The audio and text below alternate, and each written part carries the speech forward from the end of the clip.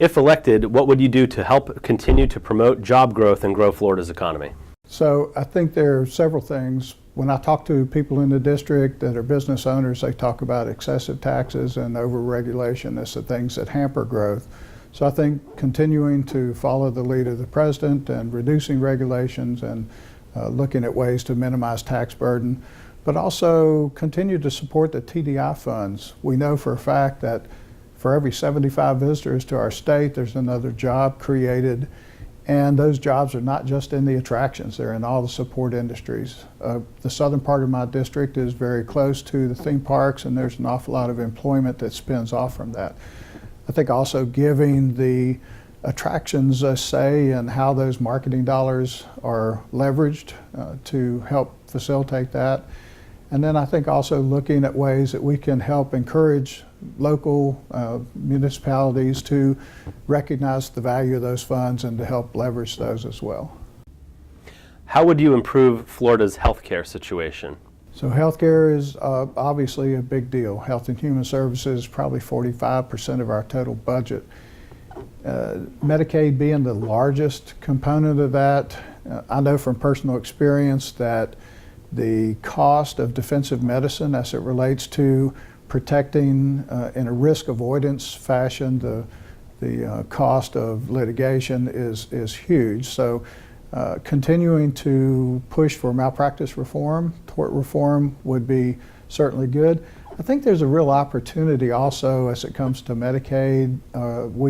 We did a collaborative with a university and their graduate social work program to create a field unit to follow patients after they left the hospital.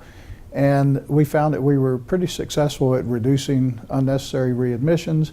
I think something like that could be added into the Medicaid management program. And then I think also a huge opportunity for medical tourism. I know that collaborations with hospitality and healthcare to incentivize some fee-for-service business from overseas. We have such an attractive area for people to come from overseas for procedures that are elective procedures. Those could be really huge. So those are the types of things that I would be interested in working on. What challenges do you see in Florida's K-12 education system? And if elected, what would you do to address those challenges? I think that there are some real answers that were in House Bill 7055, especially as it relates to implementing the supplementing program funding for mental health in the schools. If you look at the counselor to student ratio in most of our schools, it's just impossible to imagine that could really be effective at understanding and keeping in touch with the individual students. So I think that's a big part of it. I also was fortunate enough to meet with Representative Don Honfeld a couple of weeks before he passed away, and his number one thing that he was impressing on me if I happened to be elected was to remember that our kids don't receive the life skills at home that we did when we grew up. And he was really pushing to see if there are things like financial literacy and other things that we could get implemented into K-12 curricula that would help these children be more prepared for life when they came through.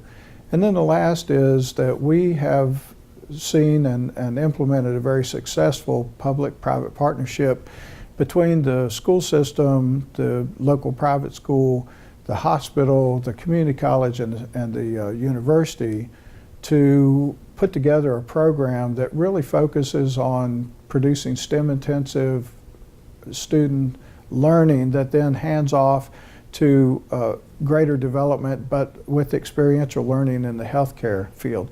This prepares students for almost automatic entry into the healthcare field. It also brings students the opportunity to graduate their high school degree and an associate's degree at the same time. That same philosophy is happening in our technical colleges as well to prepare people to be more job ready, and then job ready workforce helps to encourage influx of industry into the community, which brings job growth, which brings growth and more income to the state. So all of those things would go together.